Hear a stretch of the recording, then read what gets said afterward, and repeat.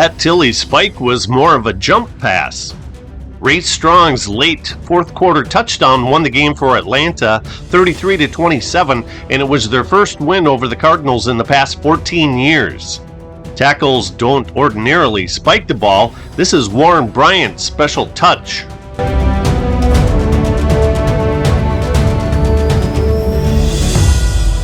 For my money, this was the best spike of the year. What do you think?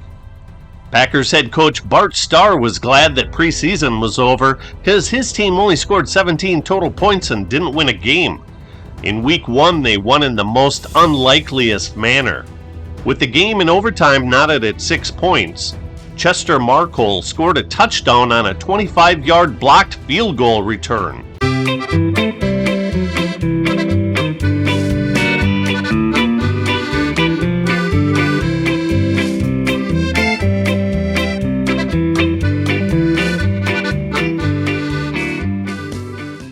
The gutsiest play call goes to Dallas Cowboys head coach Tom Landry for calling a fake punt from their own 15-yard line in the first quarter of a 0-0 game. It led to a Tony Dorsett 1-yard touchdown run. Play covered 46 yards.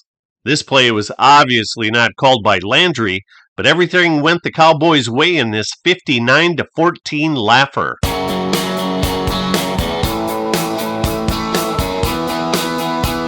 Bloodiest Pants Award goes to Dolphin center Mark Denard, who started all 16 games in 1980.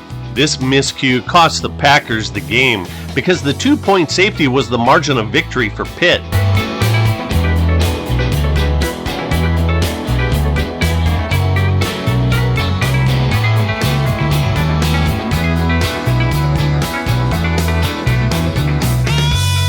Seattle's Kingdome was the venue in which Seahawks kicker Efrain Herrera staked his claim as the NFL's gutsiest kicker when he was the lead blocker for Jim Zorn on this play.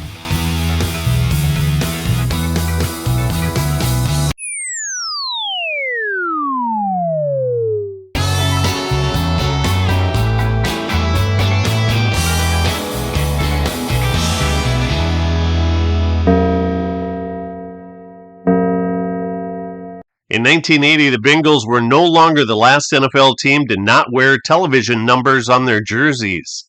The Chargers traded for running back Chuck Muncie after Week 4 and thought that it would be a good idea to make him a kick returner, even though he had only returned 4 of them prior with the Saints, and none since 1977.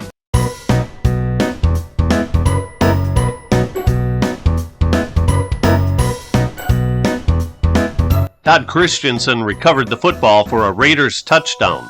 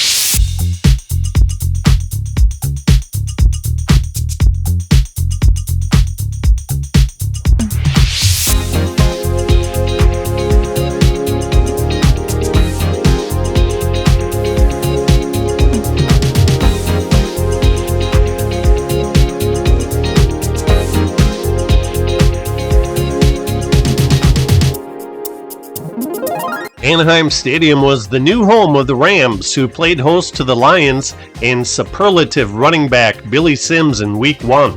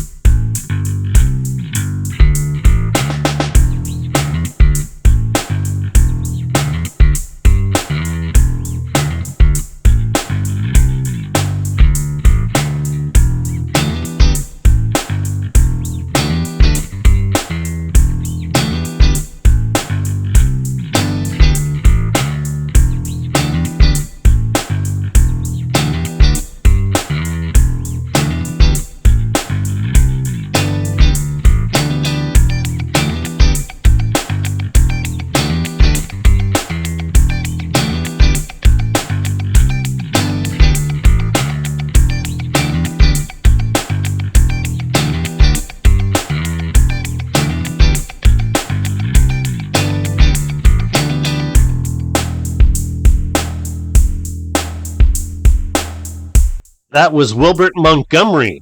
And this is Curtis Dickey, who was the NCAA 60-meter sprint champion of 1979.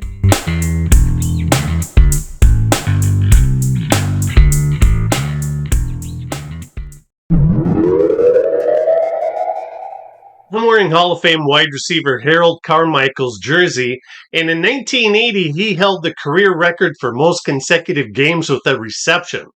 Some of the most exciting plays of 1980 were pass plays, so let's get after it.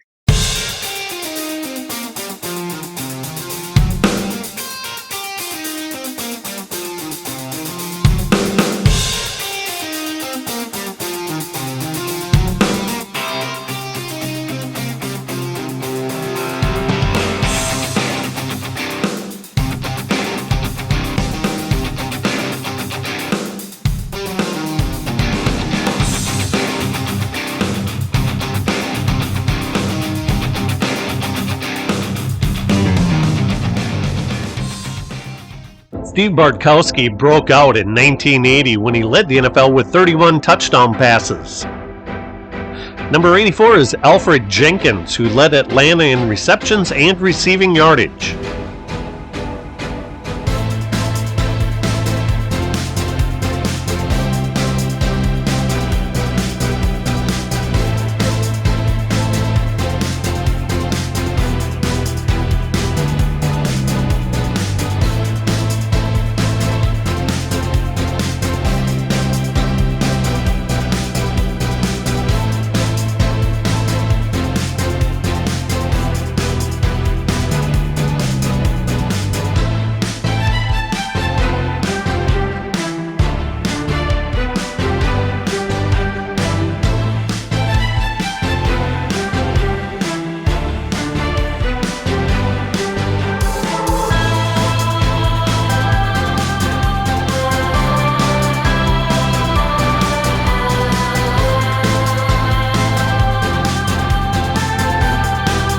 Danny White commanded the NFL's most potent offense as the Cowboys were number one in points scored, averaging a little bit over 28 points per game.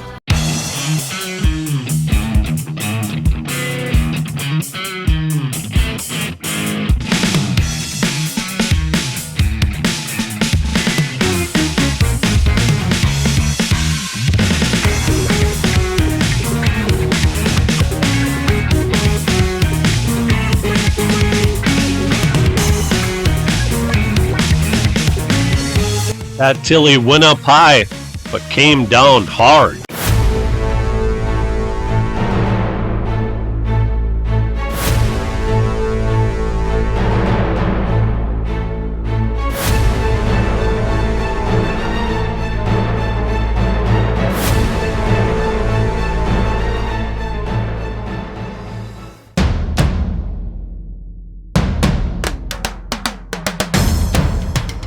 Now, this is a strange play involving wide receiver Bob Chandler. Most of the time, the toe tap maneuver occurs on the sidelines, not in the end zone.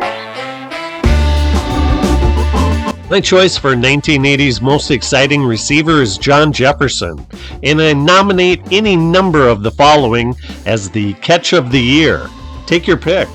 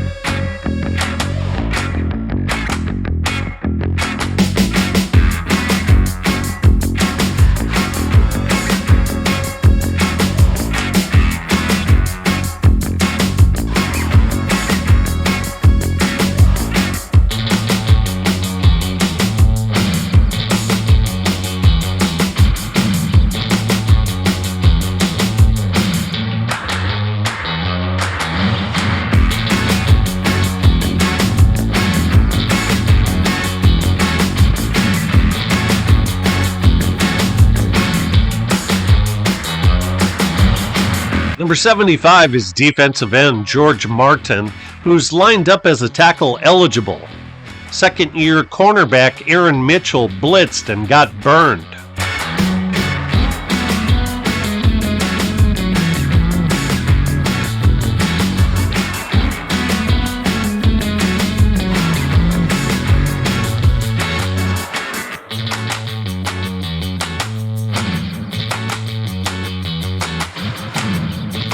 Here's a play that you don't see anymore, the old hook and lateral play.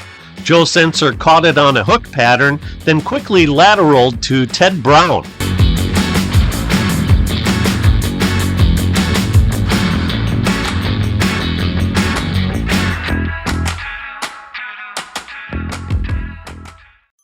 This was the big play that turned the game around. Number 57, Tom Jackson, caused Brian Sipe to panic, and number 53, Randy Gradishar, did the rest while cruising to a 93-yard touchdown. The Broncos won 19-16.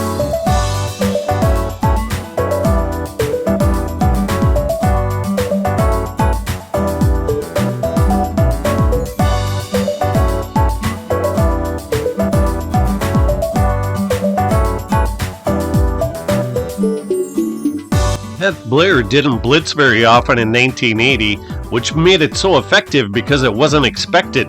Kurt Knopf intercepted, and the Vikings pulverized the Lions 34-0 while allowing only 178 total yards of offense.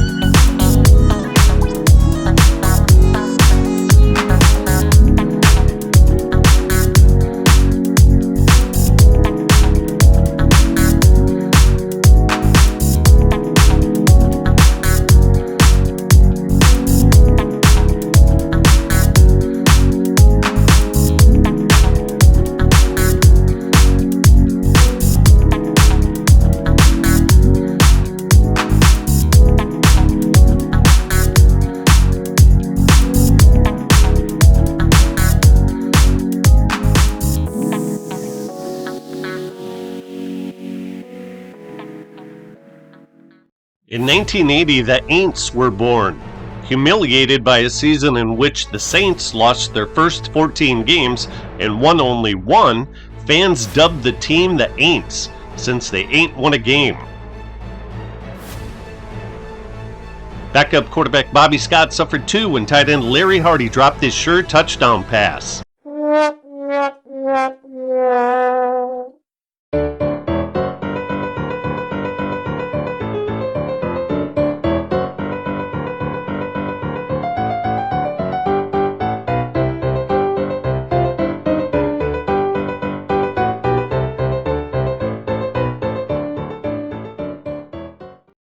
Rod Schote intercepted Burt Jones and ran it back 42 yards for a touchdown.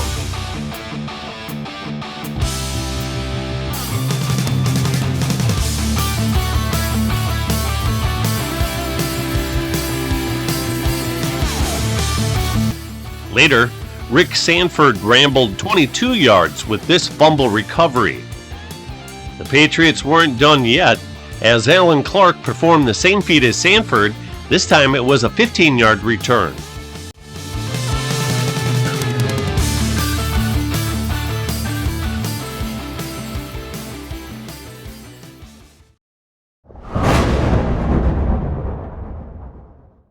This is the only time I've seen a punt return for a touchdown on a free kick. Does anyone know if this has happened in any other game?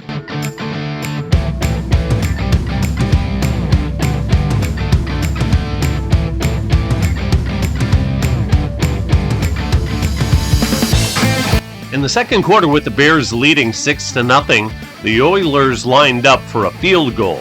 But Tim Wilson would squeak through the hole created by number 51 Ted Thompson's textbook block to score a touchdown that would be the deciding score in the Oilers' 10-6 win. Down 27-17 late in the fourth quarter, the Giants tried an onside kick, but say it ain't so Joe Danello booted it right to Derek Jensen.